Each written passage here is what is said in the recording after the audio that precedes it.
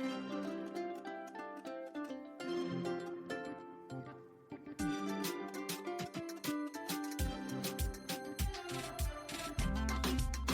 Natalie, and welcome to the Stride Sisters podcast. On today's episode, it's the week after peak week, and all through the house, not a running shoe was stirring. Well, not exactly. I'm going to take you through my Dopey simulation and a few key dates coming up along with the Disney news for the week. So, lace up your shoes, get into the holiday spirit, and step into the magic with us.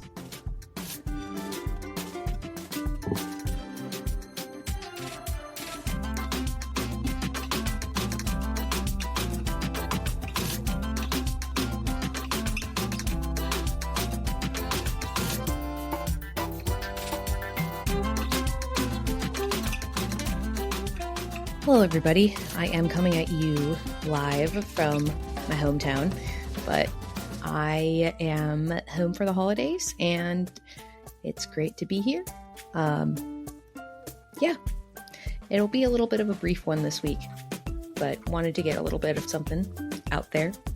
Probably big news of the day of the week was Marathon Weekend Peak Week. If you're participating in the Marathon, Goofy, or Dopey, so you had your heaviest mileage. If you're participating in the half marathon, 10K, or 5K, your actual peak week is this week. So good luck with that. But I wanted to talk a little bit about the Dopey simulation that I was able to do this past week.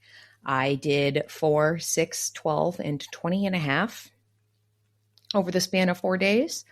And I definitely have been talking a little bit about how where running hasn't been as great for me lately, but I am very, very pleased with how the simulation went. I had like a really good set of weather days, and it never ends up exactly the bright, beautiful day that is forecasted, but it was still really great.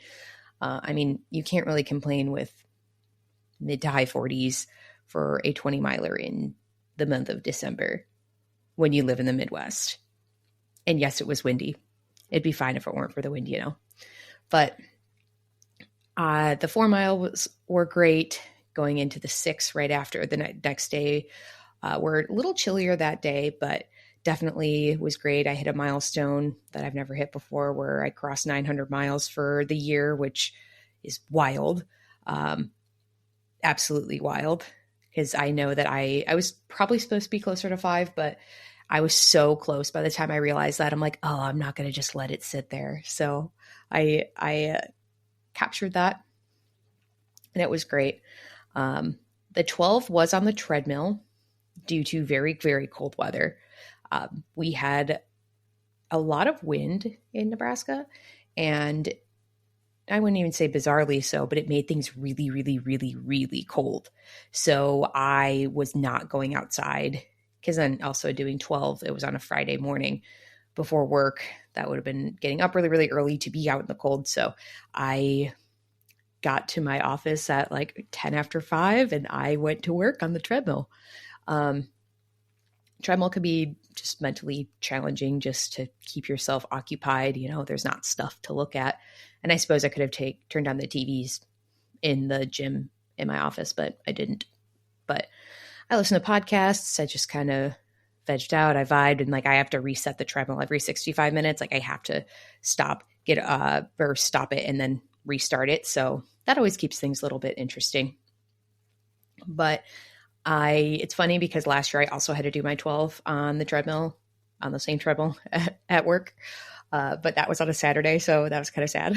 But it went really well. I was happy with it. The Friday before the holidays, really not a very busy day in my office. So I had the gym to myself, which was really nice. And I got through it. I still do think that the treadmill beats up my feet way worse than outdoor running. And I still can't understand why, but I did try to guard against that. I wore pretty thick socks and wore a pair of shoes that I know is not even close to midlife, I'd say. We definitely got a lot of miles left on these shoes. So because usually what I tend to do and end up regretting is that I wear an older pair of shoes because I feel like the treadmill chews them up. And then I'm just waiting. And then I'm like, why did my feet hurt so badly? But took some extra precautions, made sure I fueled the effort, and came out of it feeling pretty good. Rolled right into my workday. Obviously showered, but then it was time for the 20 and a half. And usually I'm really, really nervous before a 20 because I just am, right? That's a long time to be outside or doing something in general when you run at the pace that I do. So you have to prepare yourself like I'm going to be out there for hours. But I kind of kept things chill as I could leading into it. I made sure I waited a couple hours to start because I wanted to wait for the fuel slag to go up because it was windy. It was like a 15 to 20 mile an hour wind gusts, not even wind gusts, just wind. I think the gusts got a little higher, but again, like my alternative in my head was going back to go on the work treadmill, which is great as an option, but I would way prefer every time to be outside if I can. So packed up my vest, got fuel ready, realized I really need to make a feed order. So I'm going to time that appropriately. And I set off. And one big thing for me this time was I was really trying to watch heart rate, which I feel like I keep saying, but really try to keep it in the green / or orange for as long as I could. And I came out of this, I was 47% in the green zone. That is pretty good. I'm not going to lie. I usually just kind of say, well, I guess we're here. But I tried to be very, very structured with my intervals, taking low and slow. Remember, I've just ran Chicago a couple months ago. I was very, very, very well trained for that. So in terms of like, this was just more about, I'd say, kind of getting the 4 days of mileage in a row on my feet, and like that last one being the heaviest than anything. So all in all, it's always great to have somebody call you while you're in the middle of your run, because it made things go by a lot faster. My mom called me for a bit, and then my friend Amanda also called me, and it was great to chat with them and made things go by quicker. And like, I was almost at the point where I'm like, okay, like you still feel that your feet hurt, because all those things I did smart about, like treadmill socks and whatnot, not as smart for this day, but I'll get to that. But it's like, wow, like, oh yeah, like I'm getting to 16. It's like, oh, okay, like pop off. But no, it was good. It was great. And I just I was like, listen, like from me to me, I'm like, this is just about getting the mileage done. And I was able to do that. So I definitely took the pressure off. One of my slower 20 or the slowest 20 miler I've ever done. But again, I didn't really care because, I've said before that 20 is emotional, because it is, because that's, that one threshold that a lot of people say. I mean, there's a lot of different research on it there, but it's like, oh, you do 20, you're fine. Right. I believe that you can also like kind of be like at 18, like 17, you'll be fine. Anyway, but people say you do the 20 and you're fine. And in terms of like where I've been with running post Chicago and like feeling like, oh yeah, I'm fine. I'll be fine for this. That was great. I very, very, very, very happy about how that all went. Yeah. It's interesting to be in taper, considering I like have and haven't been as on top of training. I mean, again, I'm not giving myself enough credit for it, but because I'm going to, this made me feel a lot better about things. I honestly feel like I did, I woke up on Sunday because we had a big drive, or Mr. Natalie and I had a big drive ahead of us. And I was like, oh, okay, my legs feel pretty good. Even just like on Saturday evening after, I was home and getting through recovery. Honestly, shout out to the Costco boots, because I said after Black Friday that I had to take the Ferrari out for a spin, aka use them after a very, very long effort, or like hard, like long effort. And I would say that doing as many miles as I did in that many days, that would constitute the aforementioned Ferrari. But, 40 something miles in 4 days. It's almost like a Dopey. But it was good to use them after that, and getting up off my couch, because it was amazing. Like, definitely. And like waking up in the morning, like, yes, I was sore, but not that bad. But yeah, those things are a godsend. Absolutely phenomenal. Love that I have them. But yes, we took the Ferrari out for a spin, and no, we didn't just leave it in the garage. But I definitely recommend using those. They're so squeezy, but they feel so, so good. The compression feels really, really, really good. And love me some Costco every day. Not this week, though. There's a little bit of a zoo there. As a sidebar, Mr. Natalie and I popped by Costco on our way out of town just to pick something up prior to leaving Nebraska. And first of all, that's the fastest we've ever gotten through Costco, because it was a zoo in there, and we only had like a couple of very specific things to get. And how to stay on task at Costco is just basically we put blinders up. Each of us was like, we can't look at anything else. Like, we are here just for what we're doing to bring to Christmas. That is all we're here for. So, and also we wanted to get on the road, because something about December is, at least where the part of the world, America I live in, is that you lose your daylight. We're back on the happy side of that, where things are going to incrementally start getting longer.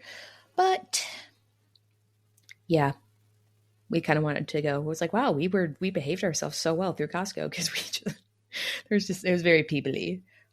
Gas line was real short though, which is great when you're going on a road trip. Anywho, that's about all I can say about my training this week.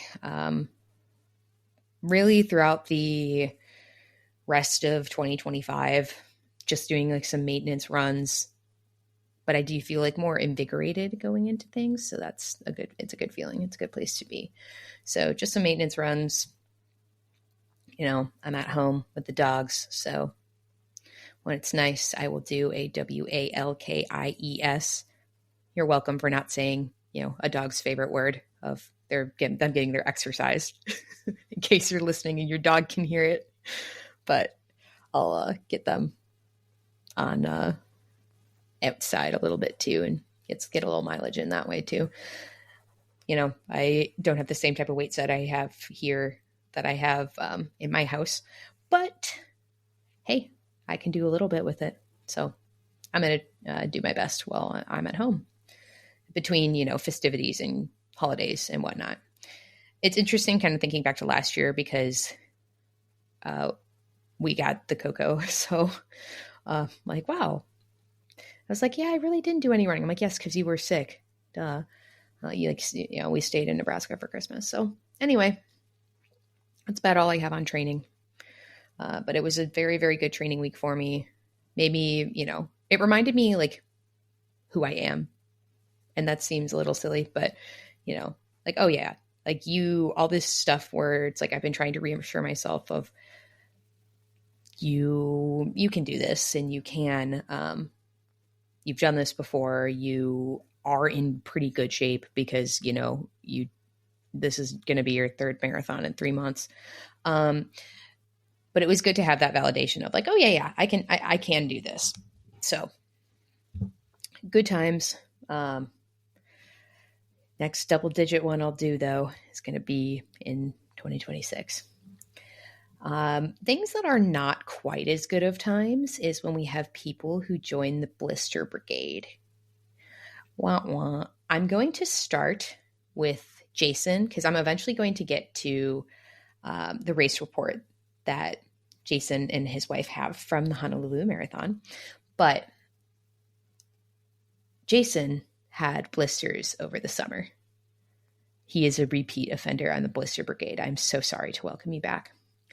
But he had a pinky toe blister, and it has its own blister now. And given it's from the Honolulu Marathon, I think there is only one name that it can have, and it's called Stitch. Like a blister on a blister, that's a menace. That is menace action. So yeah, that's Stitch.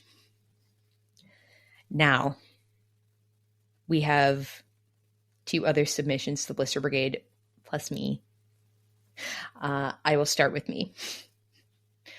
I make the rules here. So, you know how I said about my whole sock thing, and I was very cognizant for the half sim, but like not so much for the marathon sim. So didn't wear the thickest socks. I did wrap my toes in KT tape, but I could tell we were not cruising for a bruising. So I do have a little blister on my big toe. Honestly, I made it out pretty good all in all. So not complaining about that, considering like my pinky toenail on the same foot is still growing back from when I had to remove it after the Chicago Marathon. Anyway, so I have that itty bitty blister on my big toe. Caitlin did, what's awesome is that she had the longest run of her life, but she also, her entire pinky toe is now a blister. Very sad. Very happy for you that you got your longest long run in. That's awesome. But very sad for you that you also got a blister. And then we have Jessica, also had an 8-miler that went really well. And she has a blister between her big toe and second toe. So what I'm getting from this is that we have a trio. We have a trio between the 3 of us. So I think that's how we're going to play this Blister Brigade. And originally, I wanted to do the Schuyler sisters from Hamilton for the blister. But then I realized that somebody was going to have to be Peggy, who's just Ann Peggy. And I didn't feel like that was very nice. Unless I made it myself, which actually is kind of funny. But I think we do the 3 fairies. I think we do the 3 fairies. So we got Flora, Fauna, and Merriweather. I think so. Flora is the one that's in charge. I think we have named one of the fairies before, but whatever. But so I'm thinking that Caitlin, yours is going to have to be Flora because she's in charge.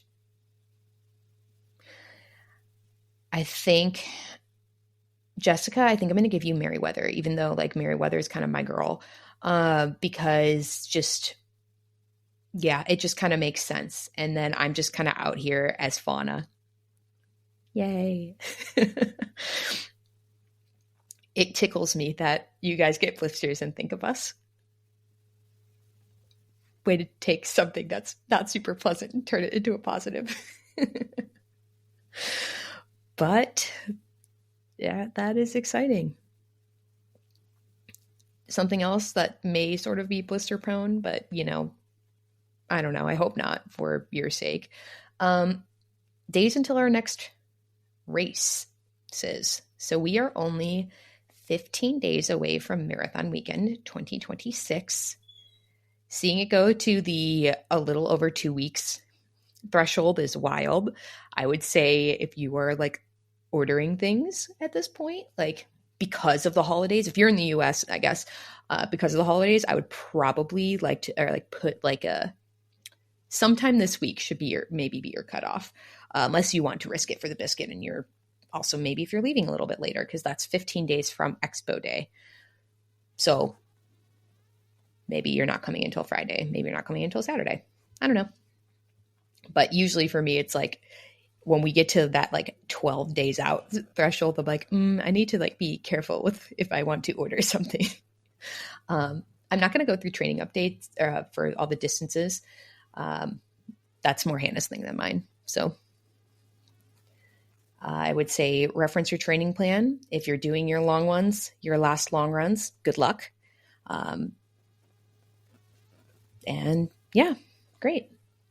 We have 37 days until Disneyland Half Marathon Weekend 2026. Again, I'm not going to go through training for it, but good luck. With that, 65 days until Princess Half Marathon Weekend 2026 and 114 days until Springtime Surprise Weekend 2026.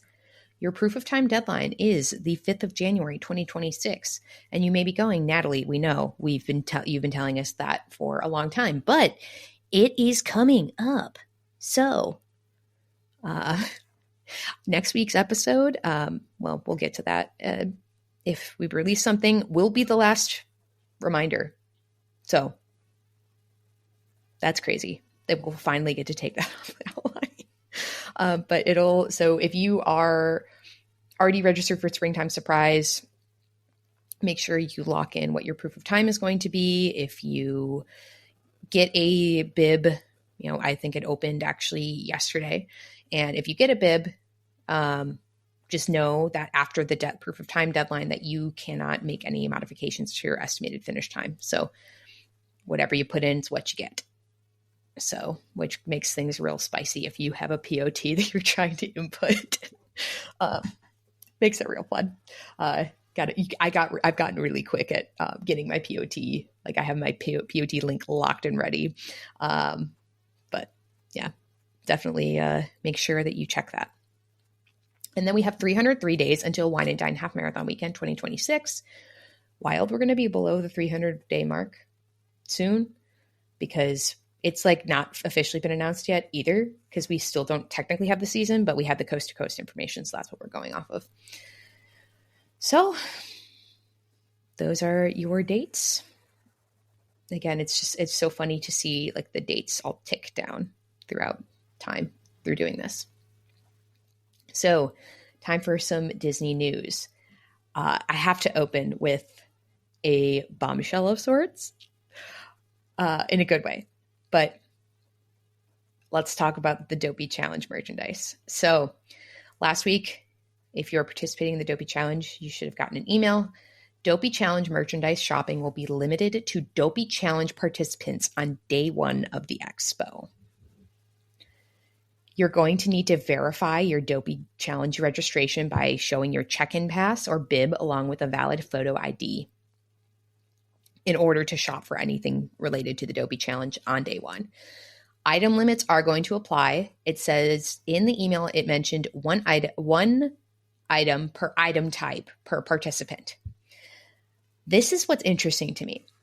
It's a very intentional change from the SKU language, or where it used to be like 2 per SKU. But I also don't know if it's something where sometimes what I'll do is I will buy a medium and a large if I'm between the sizing, and I will try it on in my hotel room, bring it back.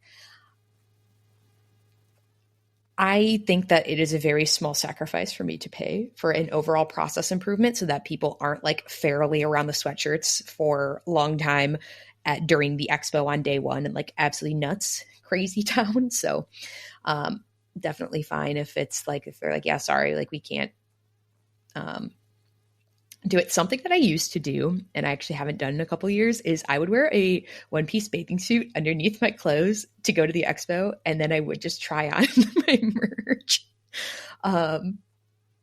So take with that what you will. Because if it's a sweatshirt, it's a sweatshirt. But sometimes if you want to figure out if the tank top fits you correctly, like, yes, if you're going to put it over another tank top, that's... And sometimes I know that I'm pretty much a tweener with a lot of sizing. So we'll see. Again, I think it's a very, very small sacrifice for a very large process improvement. And, you do, as just a reminder, you do have to do virtual queue for day one expo. If you are Club Run Disney Gold or Platinum. You also got an email last week, just specifying this, but you will have your early shopping windows. But I'm really interested to see how it goes. I really hope people are nice to cast members. I mean, like always, but especially now. But I think it's, it was something they said in the email that was based off of feedback. So I think some resellers probably had their day ruined by that. But yeah, I'm curious to see if there is like a true, like heavy impact to, because I know that resounding thing is like, okay, if you require bibs to purchase merchandise on the first day, then are people just going to buy bibs they're not planning on using? I'm sure it's going to happen next year, if I have to be honest with you. But I feel like the odds of people who are like just going to, because then also if you really truly can only do like a medium sweatshirt and like they will not let you get an extra small sweatshirt as well, how much profit are they going to turn on that, right? If the Dopey Challenge registration, like just say next year will be $750. Oh, that just gross. I mean, I was even thinking Club Run Disney registration. If you have platinum and you get the early shopping window, but even if you take that away, but really to be a reseller to guarantee it, you would want to have some sort of early access through Club Run Disney. Like how much profit, even if you are marking it up, can you turn from that? And is it enough to cover the cost of the bib? I don't know if you're not planning on running it, which again seems bonkers town to me to just even drop that kind of money on a bib and know you're not going to use it. Like things happen, obviously. And like, there's a lot that can happen between we registered in March this year, but usually it's April and January, right? A lot can happen, but whew, that's like risky to me. Like the idea of putting that on the line, but I don't know if I'm meant to understand how resellers' minds work. Speaking of merchandise, yesterday we also got the Disneyland Half Marathon Weekend 2026 merchandise preview. A lot of good-looking stuff there. I'm very excited. I think the biggest thing that I'm really excited for is that Disneyland also will have a stackable mug.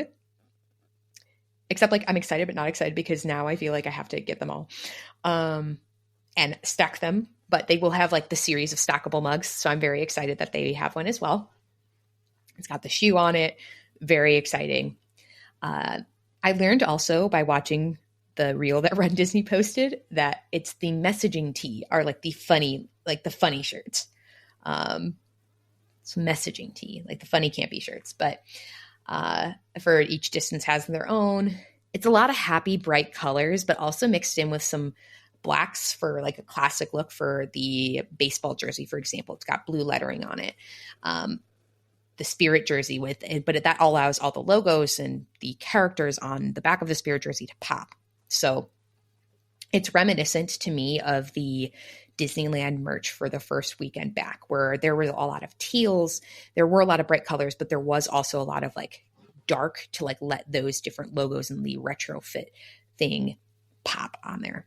So very exciting. Something that was noted in the marathon weekend merch drop that we didn't bring up at the time was that the Stitch Brooks shoes will also be at Disneyland. So they said that they would be at marathon weekend and then they would be at Disneyland. And then I forget what cutesy phrase they used to say that they would glow away forever. That's not that one. That's when we refer to Main Street Electrical Parade, but when it glows away forever in a way. We still haven't gotten anything on the Brooks shoes for marathon weekend, which just, again, T's and P's going into that if they make a Dopey shoe. I wanted to say that the Magic Key tee has Sorcerer Mickey on it, which that's my boy. And I am a keyhole. I'm a key holder. So I remember they had really awesome jerseys at Halloween that I had a little FOMO for, and I had upgraded to the Magic Key at the very end of my trip, so couldn't have gotten it anyway. But they were really, really cool. But yeah, I really love the happy, bright colors that we have going on here, and I think it's a lot of really good merchandise. We'll have a shoe ornament, but yeah, very exciting. I was expecting the event guide first, which I am refreshing periodically. If you pull up the Halloween link from that episode that we did about the Halloween event guide back in August, and you can see that they've already changed the colorway over to Disneyland Half Marathon Weekend. So I think I don't know. I'm not going to actually speculate as to when it will come out. Hopefully the sooner the better, but I don't know. But I was expecting that first and then merchandise. So this was a little treat.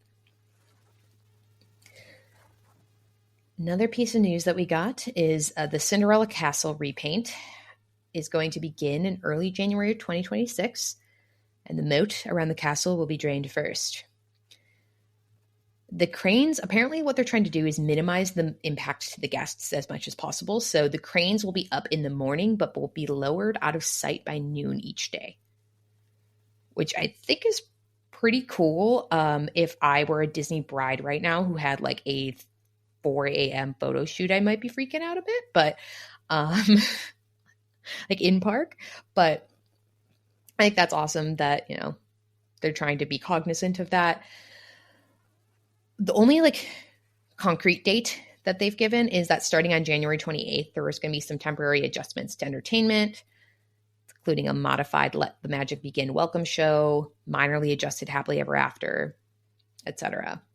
And if you don't remember, if you're like, whoa, it's getting a repaint, it's kind of going back to the grays tones. This was announced at Destination D23 this year.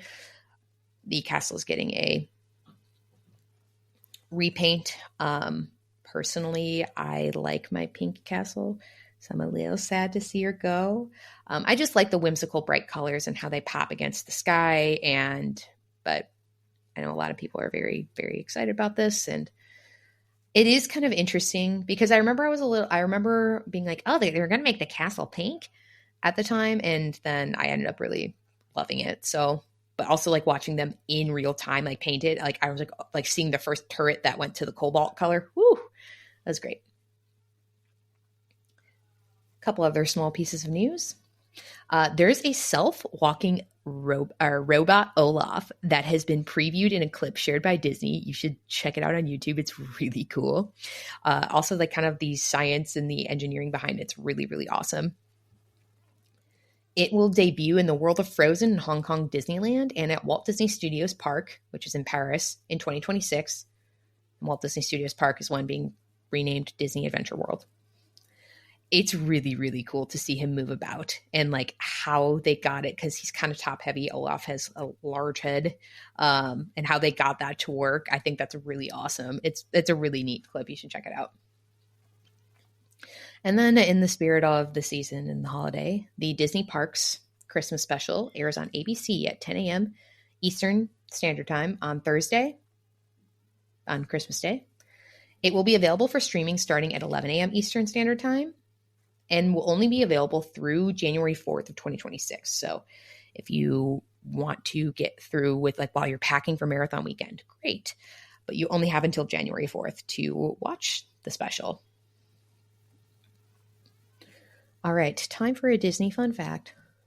On this day in 1954, the Disney live-action film 20,000 Leagues Under the Sea is released. It's based on a classic story by Jules Verne, and it was the inspiration behind some rides that came both to Disneyland and to Walt Disney World. Both rides have now gone the way of the dodo. Well, at Disneyland, it's been rethemed to Nemo, but Walt Disney World, I think that Seven Dwarfs Mine Train kind of like sits on the carcass of that at this point, because that used to be that area where the new Fantasyland expansion, which still feels crazy to me because that's been open for definitely over a decade at this point, but it still like feels new. Oh, we love Seven Dwarfs Mine Train, but also like I'm in a Dopey frame of mind at the moment. Everything Dopey over everybody. Not actually. So I'm going to get to a little race report that I have from some listeners. I think it's really interesting. Thank you guys for sending it in.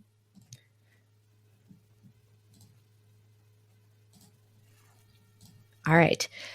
Jason and Louisa, I'm going to read this to you. Wanted to send in a brief race report for the 2025 Honolulu Marathon. This was my first marathon, and I ran it with my wife, her third. So that's a PR for you. We arrived into Honolulu on Friday, just in time for the tail end of packet pickup, and were able to briefly browse the merchant vendors. Of particular interest was a banner listing out the names of all runners in the event, 32,000. We were able to find my wife's name, but we ran out of time to find me. Race day was Sunday morning. Weather was tropical. A strong rain started around 2 a.m. and continued until about 4:30 a.m., at which point it was just misting. If there was an attempt at organization of runners, I saw no evidence of it. We joined the massive group of runners and waded forward. The race started at 5 a.m. and we were across the start line by 5:27, according to my watch. The next 10 miles consisted of dodging walkers, runners suddenly stopping, puddles, children, and generally not following an optimal route. Once we passed Diamond Head, a slight uphill climb, things improved in terms of crowd level, but humidity and a general dampness had set in. Water, Gatorade, and Honey Stinger stations were well placed, with occasional ice cups also being a treat. The crowd levels along the route seemed depressed as a function of the rain, but we did see more supporters along the east side of the course. At final 4-mile stretch, the sun came out and, surprise, surprise, hot and humid in Hawaii is more difficult than running in the cloudy 40s at home. We dropped our intervals to a 1:1 from a 4:1 to make the final push and made it to the end. According to the watch, I ended up with 26.73 miles, which I'm curious to compare to a typical Disney result. Overall, you can't beat the location, and the marathon course is beautiful and well-staffed, but uncertain weather, lacking start logistics, and massive crowd levels make me recommend this as more of a fun run for friends and this audience. So congratulations to you both. I sent the email back yesterday. And I guess to answer the question about the overage, my first instinct was, yeah, that was not too bad. And I went back and looked at my watch overage from last year's marathon, and I was at 26.87, which really, I remember being pretty stoked about that at the time. I know one of the places that I added, I don't want to say a lot of mileage, but was a restroom stop, because I stopped in the Tangled restrooms during the marathon. And then I also get the castle photo. I don't pause my watch when I do stops like that, because for me, it's important to have the actual time, so that I'm not sitting there questioning if it's the real time or not. It's but how long was that bathroom stop? Because also for fueling, that's important. Usually if you're going to miss about a minute, that's fine, but it does all add up. But yeah, 26.73, especially if you did a lot of bobbing and weaving, not too shabby.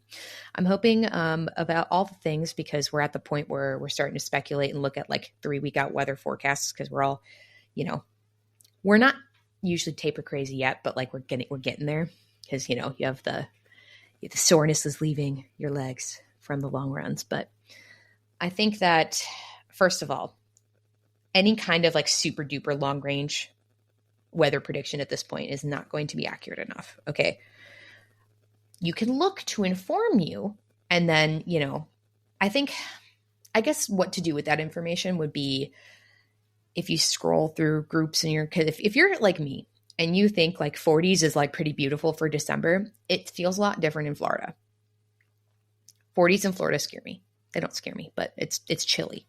It's because it's a humid cold that goes right to the bone, versus mine's a more bitter cold up where I live and up in the Midwest. So I'd say informing yourself of things that you can do, of ordering your Mylar, or ordering extra Mylar, ordering hat hands, or picking them up, or having layers, having, throwaway gloves, because your throwaways do get donated to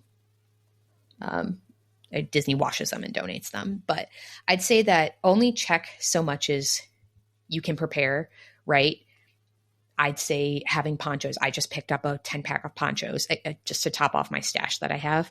Again, I'm not even entertaining the idea of looking to see if it's going to precipitate, but I am prepared in case it does, so I'm not caught off guard or using my last poncho. But I'd say that get yourself informed, prepare for what you can. I'm big on saying having a cold weather option for your costumes, right? Putting a base layer of, it's the Midwest Halloween special of your turtleneck underneath your princess costume. But being prepared with that, being prepared also if it could be warm.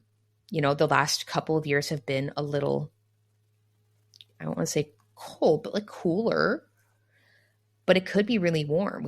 I don't want to say we're due for that, because I don't want to summon that either, but just kind of be prepared as best you can going into things. But yeah, that's, I guess, enough on that little soapbox. And back to Jason and Louisa. I'm so excited for you guys. Congratulations. I hope that you are running around your Christmas or even just general holiday celebrations this month, saying that you did that, because that's pretty awesome. All right. Don't really have a main topic for today. I guess it's just kind of in the spirit of the holidays. Yeah, I don't really have all that much, but I hope that you all are spending some time with your loved ones. I hope that the holidays are going well. And that if you have some time off from your job, that you're enjoying it. If not, thank you for what you do. If you're like a healthcare worker, especially, and you're working on the holidays, that's definitely tough. It doesn't go unnoticed. But I'd say, enjoy the time that you can spend with those. Enjoy, for Mr. Natalie and I last year, it was not time spent with others. It was just with each other, but that was, special too. It was our first newlywed Christmas, and we were sick and like couch bound, but there was still like a, good like magic to that of us being able to spend that time together. Don't want to repeat that experience anytime soon, because it was not fun to have COVID, but it was what it was. I would say that if you are coming to marathon weekend, or maybe in general, but doing things immune system wise, or holiday gatherings. I know I've been really working on my vitamin C, making sure that that's upped, and not just because we're doing gatherings, but just because I know that having just done a really long simulation and doing a lot of running, that I know that will suppress your immune system a bit. And I do want to be prepared going into marathon weekend. So getting good sleep, it's the best part of taper, is that's like, oh, I can sleep.